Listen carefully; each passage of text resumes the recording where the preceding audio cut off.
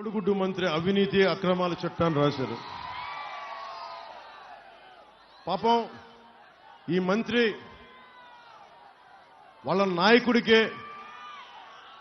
నాయకుడి అవినీతి పరుడు అంటే ఈ కోడిగుడ్డు మంత్రి చేసిన అవినీతికి ఆయనే తట్టుకోలేకపోయాడు. అతను కూడా టికెట్ ఇవ్వలేకపోయాడు. లిస్టు చదవమంటారా? కోడిగుడ్డు మంత్రి చదవ. కొండల్ని కొల్లగొట్టి మట్టి కంకర అమ్మేసుకోవడంలో కోడిగుడ్డు మంత్రి సిద్ధహస్తుడు. మంత్రి ఆయన అనుచరులు రియల్ ఎస్టేట్ వ్యాపారులను బెదిరించి కమిషన్ వసూలు చేయడంలో దిట్ట.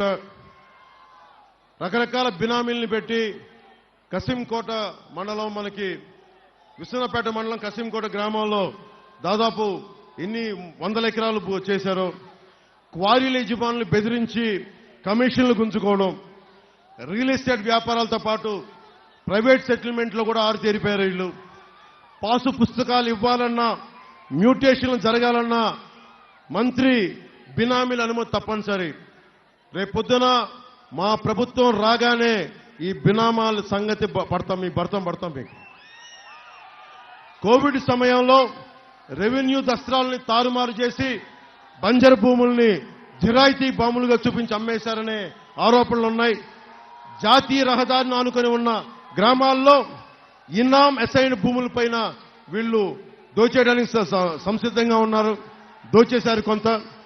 ముఖ్యంగా జగనన్న కాలనీల కోసం 400 కోట్ల రూపాయల భూముల్ని, మనకి ప్రభుత్వ ధనాన్ని దోచేశారు వీళ్ళు.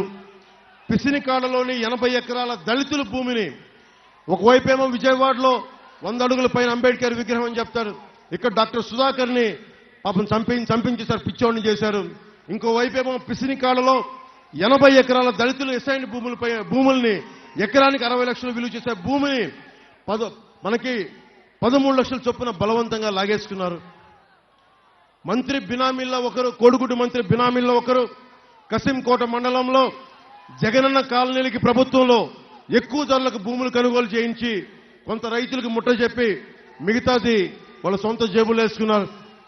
మంత్రి బినామీల్లో క్రికెట్ బెట్టింగ్ రాయిళ్లు, మైనింగ్ మాఫియాకి రక్షణ కవచంలో నిలుస్తా ఉన్నారు. మీరు అక్రమ కేసులు పెడతా ఉన్నారు. ప్రభుత్వం రాగానే మీ బినామీలకి, ఈ రౌడిజంకి బలమైన చెక్ పెడతాం.